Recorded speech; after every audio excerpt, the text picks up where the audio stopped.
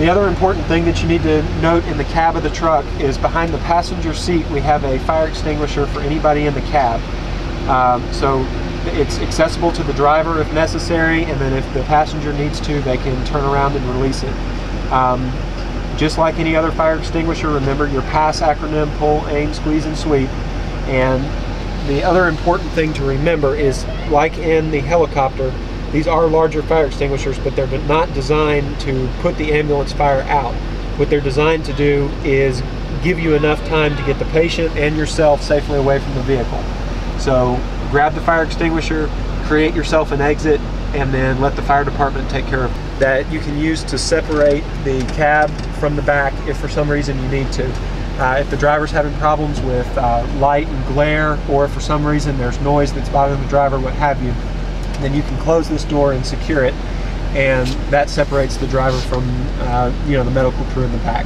We generally try not to do that, but if for some reason there's a parent or something that's making it necessary to make that separation, then that option is available. The last thing that I want to point out in the front is there is a flashlight for the driver. So if for some reason you get into a situation where you need to create light, or you're in a dark area, then there's a flashlight in the front for the driver to carry, and then there's also a flashlight in the back. The other thing that's important with the ambulance is, like we talked about, to always remain plugged in. There's two plugs that stay on the ambulance.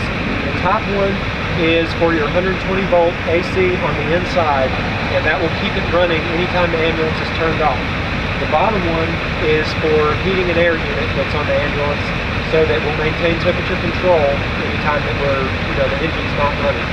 So both of those need to remain plugged in, and I'm going to show you some troubleshooting in terms of if for some reason this equipment doesn't turn on. Both of these are twist locks, so to put them on, you slide them in, and then you need to twist them to lock, and then that locks them into place. If for some reason you forget to take them off when you're driving, all of them have safety breakaways, so they'll pull off and won't tear anything up. When you do plug them in, what you're going to want to listen for is the electrical switching unit over here. This is our inverter located here. And when you plug the power in, you're going to want to listen, and you'll hear a click a few seconds after you plug it in. When you hear that click, that tells you that the inverter is turned on. And if you want to, you can open the door here, and you can see that the battery charger is on, and we're on external power. Okay? If for some reason that's not the case, then you do not have power, and that means all of your medical equipment inside is not charging, the refrigerator is not on, and everything else, so the engine needs to stay running. Okay?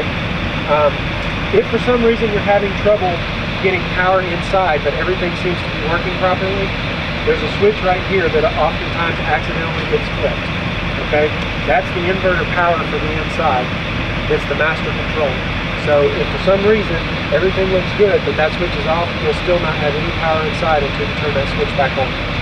The other thing that occasionally happens is all of this is on a ground fault system. And actually, we sometimes end up with problems when it rains because the main power switching station is on a ground fault interrupter.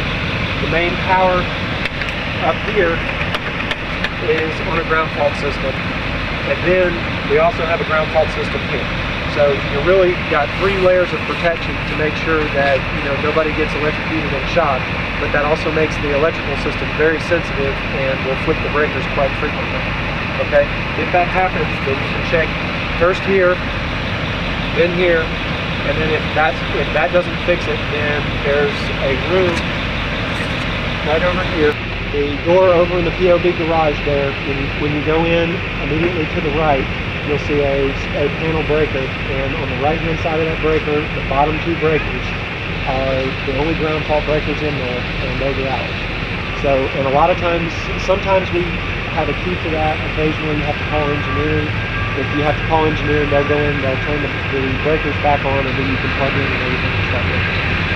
The other thing that you should note over here at the power station is, especially when it's raining, it's important to note that we have on-off switches to the power here before you unplug and plug in wet outlets. So if you turn the switches off, then you have no power to the truck. That's important because a lot of times kids will come by and turn your power off for you. So another thing to check anytime you're having power problems is to come to the power switch and just make sure that all the power has been turned on. Okay? And that is pretty much everything there. The only other thing to note about the power station that's important is when you do go out on a call, when you unplug the plugs from the ambulance, we ask that you always put them, we have 2 hooks here. It doesn't matter which one you put them on, but we ask that you always put the cords, you don't have to wind the whole thing, but just at least put the power portion hanging from the hook so that it's not sitting down. This is kind of the drainage area where water flows, and it would be best if we don't have electrical current running through that. So if we can hang our plugs, that keeps it as not a trip hazard, and it also gets everything out of the water and off the ground. Okay? And they'll be building a second one of these, kind of a substation over there for LVP. Okay?